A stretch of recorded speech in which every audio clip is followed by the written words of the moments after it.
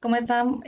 Hoy día vamos a compartir el tema de diagnóstico en endodoncia, un tema bastante importante porque trabajamos a diario en la Clínica Odontológica de la Universidad Nacional de San Antonio Abad del Cusco, o también para ver la parte teórica en el área de endodoncia. Vamos a comenzar entonces a hablar un poco sobre cuán importante es el tener una base antes de realizar un tratamiento endodóntico. Sin un pilar fundamental que es la semiología o los conocimientos previos adquiridos, nosotros no vamos a poder llegar a un éxito en el tratamiento y menos tener un pronóstico favorable esperado que devuelva la anatomía, la funcionalidad del paciente a la hora de su función integral masticatoria.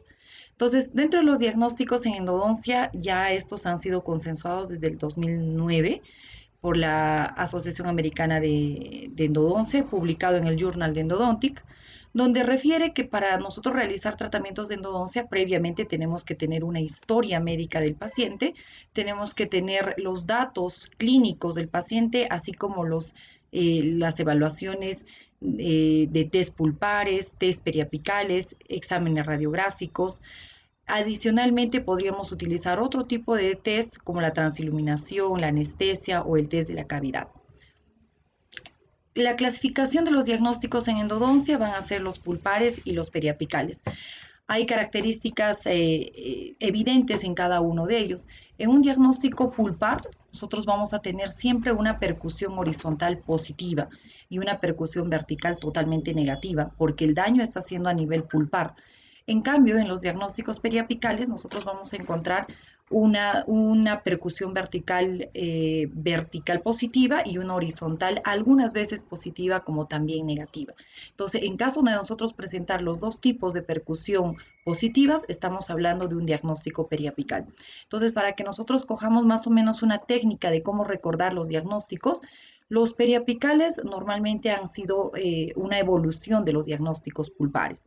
Por tanto, para una pulpa normal, nosotros vamos a encontrar en un diagnóstico periapical tejidos apicales sanos. En una pulpitis reversible, nosotros no trabajamos lo que son tratamientos endodónticos todavía, como su nombre dice, son totalmente reversibles. A través de la pulpitis irreversible, nosotros vamos a realizar ya los protocolos conocidos para un tratamiento de endodoncia. Entonces, para una pulpitis irreversible sintomática, esta va a avanzar a una periodontitis apical sintomática.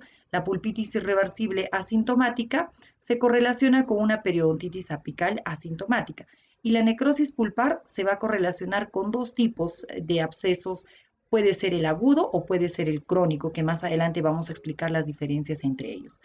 El previamente tratado es cuando nosotros vamos a ver ya algo de gutapercha en nuestros conductos, y el previamente iniciado cuando se quedó en cualquiera de las etapas del tratamiento endodóntico. Y en un periapical vamos a encontrar lo que es la osteitis condensante, que vamos a ser prácticamente una reacción ósea debido a la lesión por daño pulpar o periapical que ha podido tener la pieza dentaria. Vamos a ir a desarrollarlas entonces cada uno de ellos. Nosotros antes de iniciar con el diagnóstico de endodoncia tenemos que conocer algunos significados clínicos del dolor pulpar. Estos pueden ser espontáneos, provocados, pueden ser continuos, pueden ser profusos, pueden ser intermitentes o también algunas veces localizados. Entonces vamos a clasificar al dolor pulpar.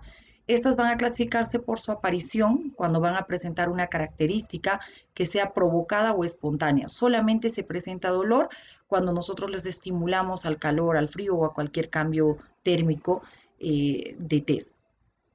La duración puede ser corto o prolongada. Nosotros colocamos el estímulo y es cortísimo el dolor, o se prolonga hasta 10 segundos o es ya continuo ese dolor. Su localización, si va a ser localizado, el paciente puede definir dónde se encuentra el dolor, a qué pieza refiere ese dolor, o difuso cuando se puede irradiar a toda una arcada, a todo un sector de piezas dentarias, molares, premolares, o inclusive irradiarse hacia la arcada contraria. La frecuencia puede ser intermitente o continua. Intermitente cuando solo comienza como unos latiditos y luego desaparece. Continuo, el paciente refiere que ha dolido toda la noche, está doliendo todo el día, que no pasa con nada. La intensidad, si es leve, moderado, severa. Leve es el paciente no siente demasiado dolor, moderado ya se intensifica y un severo el paciente ya no lo tolera.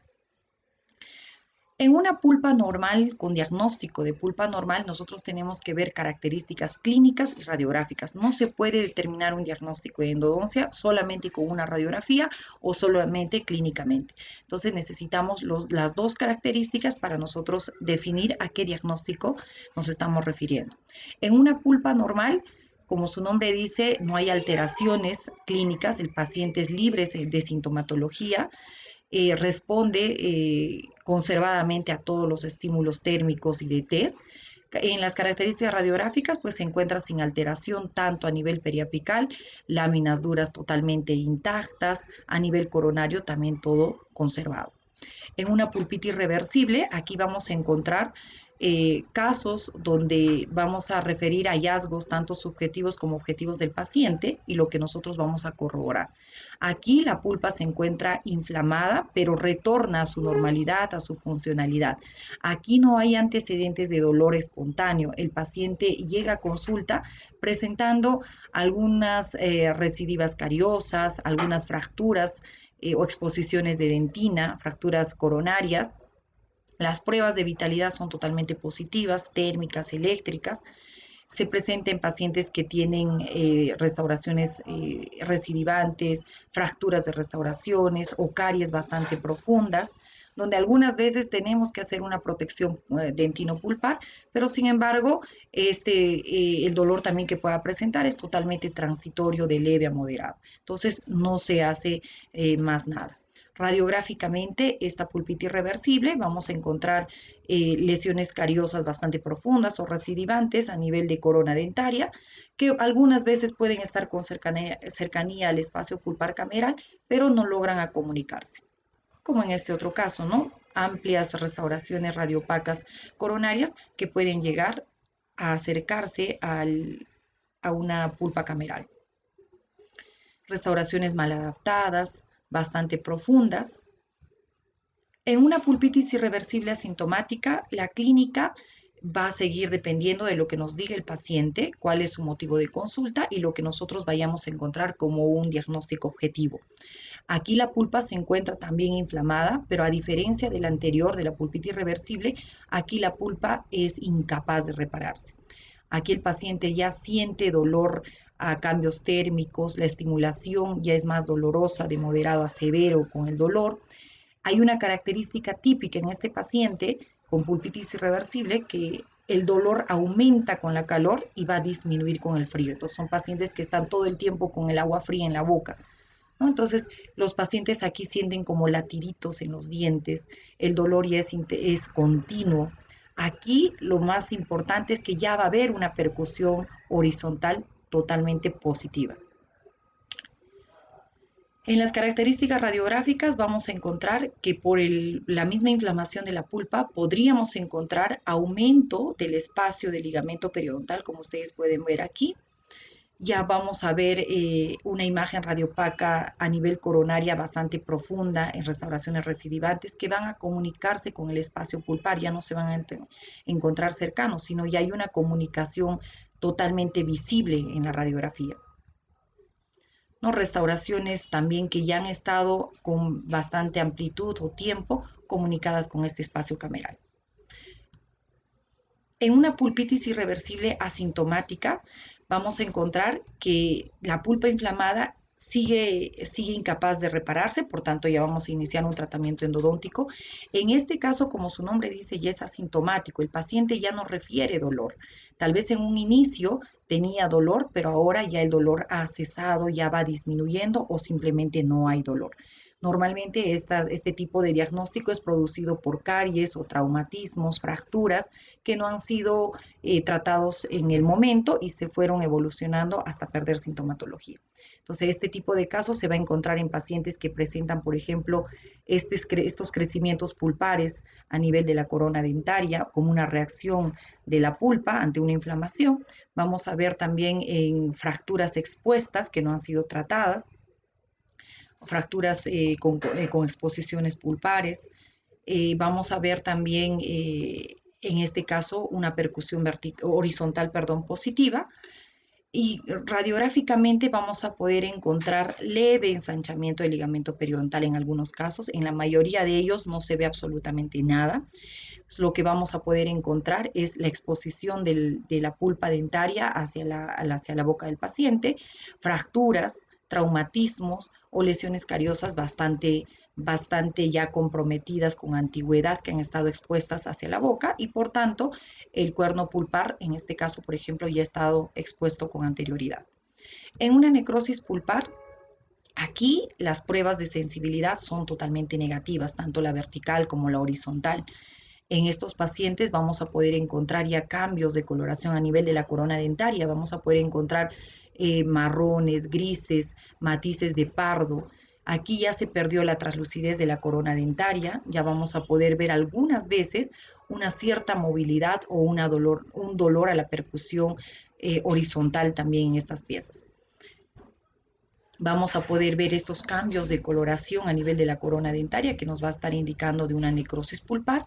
Vamos a poder ver también en abrasiones, en casos de erosiones, exposiciones pulpares hacia la boca, pero ya con cambio de coloración. Radiográficamente vamos a ver ya que no hay ni siquiera restauraciones radiopacas, simplemente ya hay una exposición marcada de la pieza dentaria, de la cámara pulpar, de los conductos. Ya vamos a poder encontrar ligeros ensanchamientos a nivel del ligamento periodontal, pérdida de la lámina dura en su continuidad a nivel de tercio apical. Vamos a ver, por ejemplo, también restauraciones bastante profundas que ya han estado fracturadas con anterioridad, ¿no? Como en estos casos. El diagnóstico previamente tratado es cuando vamos a encontrar clínicamente restos de material de gutapercha. Tiene que haber gutapercha para que sea este diagnóstico. Y radiográficamente nosotros vamos a corroborar esa presencia de imagen radiopaca dentro de los conductos que nos van a indicar que esta pieza, indistintamente que esté bien o mal tratada, subextendido, sobreextendida o incompleta, tal vez no fueron sellados todos los conductos con gutapercha, pero si vemos algo de gutapercha radiográficamente, también vamos a diagnosticar como previamente tratado. En el previamente iniciado es lo contrario al anterior. Aquí no encontramos absolutamente nada de gutapercha. Podemos encontrar algodones, restos de medicación intraconducto, de hidróxido de calcio, de iodoformo. Aquí se dejó en alguna de las etapas del tratamiento endodóntico, algunas veces solamente en apertura cameral, algunas en preparación biomecánica, pero no se llegaron a obturar o no se llegó a colocar ningún material de gutapercha. Y radiográficamente vamos a poder clínicamente vamos a poder evidenciar estas presentaciones. Radiográficamente vamos a poder encontrar que ya se ha realizado una preparación, una apertura cameral. Algunas veces se puede observar estos restos de medicación intracameral o un cemento temporario a nivel de la corona dentaria. O algunas veces encontramos, por ejemplo, este material, ¿no? Que han podido dejar para conos de papel. Entonces, son previamente iniciados. Ahora bien, vamos a hablar sobre los diagnósticos periapicales. Como les vuelvo a repetir, en los diagnósticos periapicales la principal característica es que vamos a tener dolor o reacción o una percusión vertical positiva, vertical positiva, porque el daño ya se va a encontrar netamente a nivel del periodonto. En un diagnóstico de tejido periapical sano vamos a encontrar características clínicas donde reacciona el periodonto, está totalmente sano a nivel perirradicular, hay una palpación y percusión totalmente negativa, ¿no? Vamos a recorrer siempre en estos diagnósticos periapicales, vamos a recorrer todo el eje del diente desde la corona hasta la raíz con una palpación profunda para poder verificar si hay algún daño o dolor en este caso. En este diagnóstico vamos a encontrar totalmente asintomático a nuestro paciente, ¿no? Percusión vertical también va a ser conservada positiva, tanto horizontal como vertical, porque eso no hay daño alguno. Radiográficamente vamos a poder ver el espacio del ligamento periodontal totalmente conservado, la lámina dura con continuidad intacta en todas las raíces que pueda presentar la pieza dentaria. En una periodontitis apical sintomática, Recordemos que este sintomático nos está indicando que hay dolor, hay sintomatología. Entonces, este paciente ha evolucionado de una pulpitis irreversible sintomática. Dentro de sus características clínicas vamos a poder ver que el paciente responde a una percusión vertical positiva, a una palpación profunda positiva, o sea, hay dolor por todos lados, sensación de presión en el diente, el paciente siente que el diente está latiendo, está hinchado, aquí hay un dolor totalmente espontáneo, severo, ya es continuo, es persistente, y el paciente no puede realizar sus actividades cotidianamente. Radiográficamente vamos a poder ver que se encuentra ensanchado el ligamento periodontal, no solamente a nivel periapical, sino ya todo el periodonto se encuentra ensanchado. Puede también observarse alguna radiolucidez marcada a nivel apical, como vemos en este caso, o en este otro caso, vemos aquí que ya hay imagen radiolúcida a nivel periapical.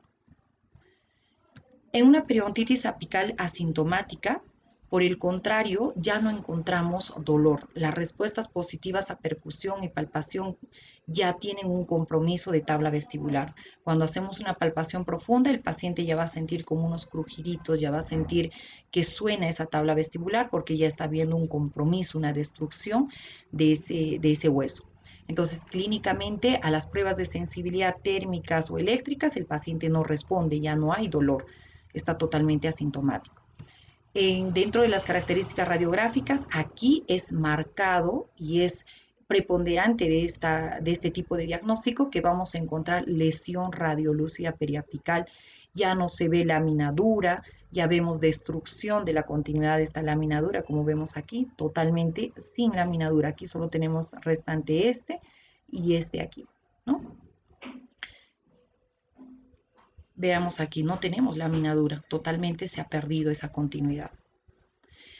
En los abscesos, en los diagnósticos de abscesos vamos a tener un absceso apical agudo y un absceso apical crónico. ¿Cómo nosotros diferenciamos? El absceso nos está indicando que hay un aumento de volumen. Entonces, si el paciente presenta aumento de volumen, ya tenemos que ver si tiene dolor agudo. Si no tiene dolor, es un diagnóstico crónico. Entonces, en un absceso apical agudo, el paciente siente un dolor intenso, hay dolor a la presión, a la percusión vertical, algunas veces a la horizontal, a la palpación y es intocable. Aquí vamos a ver que hay un exudado purulento que puede salir por la misma pieza dentaria. Vamos a ver que el paciente también siente la sensación como si su diente hubiera crecido, como si su diente hubiera salido, la sensación de diente extruido. Todo el paciente puede estar sintiendo un dolor localizado o a veces también puede tener una difusión hacia los tejidos blandos. Entonces el aumento de volumen no solamente va a estar localizado a nivel de la pieza dentaria, sino también un aumento de volumen a nivel de tejido blando, carrillos, o dependiendo de la zona anterior, o irse hacia zona infraorbitaria. Entonces ya va a haber aumento en tejido blando. Aquí el paciente también en un absceso apical agudo va a presentar una movilidad aumentada, marcada, ¿no? Entonces veamos en esta imagen cómo se presenta totalmente a un aumento de volumen a nivel de tejido periapical de las piezas 1,4 y 1,5, ¿no? El paciente también puede tener este aumento de volumen a nivel de tejido blando. En un absceso apical agudo, las características radiográficas, pues es marcante esta lesión periapical radiolúcida que podemos observar. Ya no hay laminadura, hay aumento del espacio del ligamento periodontal y hay una reabsorción algunas veces de las raíces de las piezas dentarias, ¿no? Como en este caso, miren, ya hay una reabsorción, aumento de esta lesión radiolúcida a nivel periapical, ya hay reabsorción ósea, ¿no? O en este otro caso, sin laminadura. Entonces vean que se parecen mucho a la periodontitis apical aguda y crónica o asintomática y sintomática. La diferencia justamente va a ser el aumento de volumen que puede presentar el paciente. En un absceso apical crónico, por el contrario, la característica principal, como su nombre dice, es totalmente asintomático. Ya no hay dolor, hay pruebas de sensibilidad totalmente negativas, puede haber percusión vertical positiva y percusión vertical horizontal y vertical positivas, pero la característica más importante es que va a presentar esta fístula, ¿no? Presenta una fístula.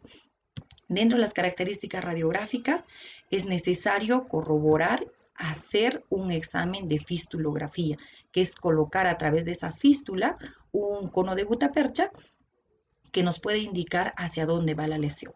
Y obviamente, además de lo que habíamos visto en un absceso apical agudo, de tener esta imagen radiolúcida periapical, vamos a tener también mayor incremento, reabsorciones de laminadura del hueso perirradicular. Y finalmente vamos a ver lo que es el diagnóstico de osteitis condensante. Este diagnóstico es una reacción completamente del hueso cuando hubo una lesión pulpar o periapical previamente. Entonces, nosotros, ¿cómo nos damos cuenta? Clínicamente no vamos a poder diagnosticar esta lesión, pero sí radiográficamente. Vamos a poder encontrar lesiones radiopacas totalmente localizadas en tejido periapical, pero que previamente estamos viendo que a nivel coronario va a haber un compromiso de esta pulpa dentaria y algunas veces también a nivel periapical. Hay algo que nosotros tenemos que tener cuidado, que esta imagen radiopaca siempre se va a separar de la pieza dentaria por este espacio del ligamento periodontal. Tenemos que tener mucho cuidado con un diagnóstico diferencial que es la esclerosis ósea, que también es una imagen radiopaca que se presenta a nivel apical o alrededor del ápice de la pieza dentaria, sin embargo, que a nivel coronario está totalmente intacto. Esta reacción ósea, que es la esclerosis ósea, no se da por un daño pulpar o un daño periapical de la pieza dentaria, ¿no? Entonces vemos que se parecen bastante. Entonces, para terminar, solo recalcarles, no se puede diagnosticar en endodoncia solamente con radiografías. Necesitamos tanto características clínicas como características radiográficas para nosotros poder definir nuestro plan de tratamiento de acuerdo a este diagnóstico que hemos logrado ubicar. Bueno, aquí les dejo mi correo electrónico para cualquier duda. Me pueden escribir o contactarme también para resolver algún problema.